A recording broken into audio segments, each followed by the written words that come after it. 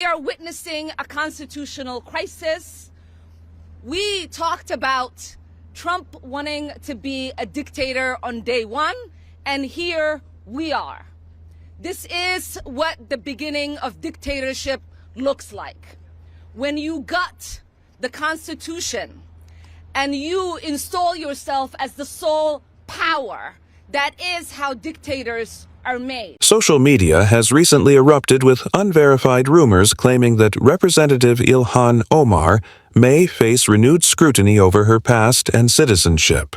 However, no official confirmation has come from Congress or immigration authorities. The speculation has fueled heated debate about loyalty, accountability, and the pressures public figures endure. In a recent interview, Omar appeared frustrated, dismissing the claims as politically motivated attacks meant to discredit her. The episode underscores how rapidly misinformation can spread and turn into widespread controversy without verified facts. Elon Musk, I want to see if you want to respond to him. He is actually singling you out on X. He retweeted a post that alleged you were telling Somalians who are illegally in the country how to avoid deportation.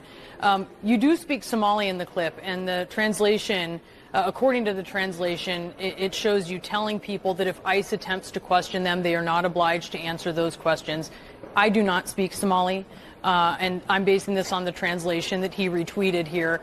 And this is guidance that we have heard from many immigration advocates. But Musk says that you are, quote, breaking the law literally outright. Do you want to respond to that? Well, it just shows you how much he lacks an understanding of what the laws of this country are. In the clip, it was an interview that I gave to a reporter. I'm not in that room, actually, that they pan out to. That is an edited video. And in the interview, I was asked, well, what I say to Somalis who are undocumented or who their documentations might have lapsed. And it is important for people to exercise their Fifth Amendment right to remain silent unless they feel confident. Representative Chip Roy commented on the controversy, stressing that no one, including members of Congress, is above the law. He urged a transparent review of Representative Ilhan Omar's background, saying any verified issues should be handled through proper legal channels. His remarks drew mixed reactions. Supporters praised his call for accountability, while critics warned it could deepen political divides. Senator John Kennedy echoed similar sentiments, saying honesty is essential for public officials and that anyone who falsifies documents should face consequences. Without naming Omar directly, Kennedy emphasized integrity in public service, a message that quickly resonated with those tired of perceived double standard. Caawa aan fursad u helay madaxweynaha Soomaaliya madaxweyne Xasan Sheikh Maxamuud inaan maanta ku soo dhaweyno Minneapolis. When questioned about her immigration records and past allegations, Representative Ilhan Omar firmly denied the claims and condemned the interview's tone as biased and unfair. The exchange quickly grew tense, mixing fact-checking with heated back-and-forths that soon went viral online. Reactions were split. Supporters accused the media of targeting Omar, while critics insisted that elected officials must face scrutiny. On Capitol Hill, the dispute deepened partisan divides, with some calling for greater transparency and others defending Omar against what they saw as politically or culturally driven attacks. Online, the controversy fueled fierce debates and rival hashtags, highlighting the nation's growing polarization. That you had on X, you said that Congresswoman Ilhan Omar, U.S. citizen, should be deported to her home country of Somalia. Omar became a naturalized citizen at 17. Why did you do that? Well, listen, my colleague Ilhan Omar, she is an American citizen. She is a member of the House of Representatives. I didn't call for her to be deported, but I did say that America would be better off were she deported. I think that there is a serious problem, particularly given after the past 4 years of open borders, of Democrats facilitating the invasion of our country by illegal aliens. My colleague Ilhan Omar was advising illegal alien Somalis on how to evade ICE detection. That is as un-American as you can possibly get. It's unbecoming of a congressperson. What and I evidence? absolutely Where are think you that getting it is that from disgusting. specifically? Where are you getting that from specifically? We have the audio of her doing that. But do It you was think in an that interview. she is a duly elected member of Congress? She has a Her duty constituents to uphold put the her in values office. and customs of America, you're not to represent foreign illegal aliens who shouldn't be here to begin Okay. with. And I think that raises serious is questions. helping people understand what the laws are. But listen, That raises serious. To whom is she most loyal? Illegal aliens, Somalis, or American citizens? She's representing I think her that's a very constituents legitimate question. as a member of Congress. Congressman Brandon Gill, Reports from Capitol Hill indicate that quiet discussions about Representative Ilhan Omar have been underway for weeks. Some insiders say lawmakers are discreetly reviewing information before speaking publicly, while others view the rumors as election season maneuvering. The topic resurfaced after comments from Representatives Chip Roy and Senator John Kennedy reignited public debate. Legal analysts note that deporting a naturalized U.S. citizen, particularly a sitting member of Congress, would be nearly impossible without clear evidence of fraud, which has not been presented. Despite the lack of proof, the controversy has fueled public mistrust and online speculation, where fact and misinformation increasingly blur together. This debate today, it's about who gets to be an American.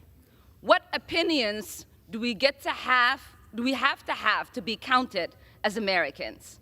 This is what this debate is about, Madam Speaker. There is this idea that you are a suspect if you are an immigrant, or if you are from certain parts of the world, or a certain skin tone, or a Muslim.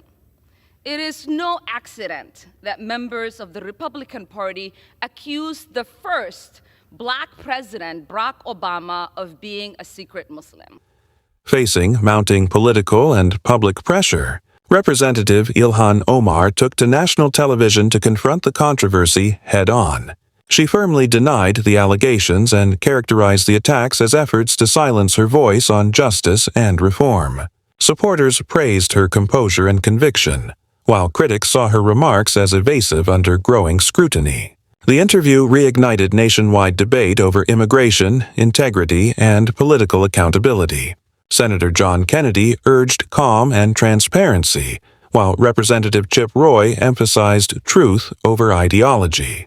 The episode has kept Omar at the center of a political firestorm, highlighting deep divides in public opinion and growing distrust in government institutions. It is no accident that former President Donald Trump led a birther movement that falsely claimed he was born in Kenya. Because to them, falsely labeling the first and only President of the United States of America a Muslim and African immigrant somehow made him less American. Well, I am Muslim. I am an immigrant, and interestingly, from Africa. Is anyone surprised that I am being targeted? Is anyone surprised that I am somehow deemed unworthy to speak about American foreign policy? Or that they see me as a powerful voice that needs to be silenced? Frankly, it is expected, because when you push power, power pushes back. Representation matters. Continuing to expand our ideas of who is American and who can partake in the American experiment is a good thing. I am an American who was sent here,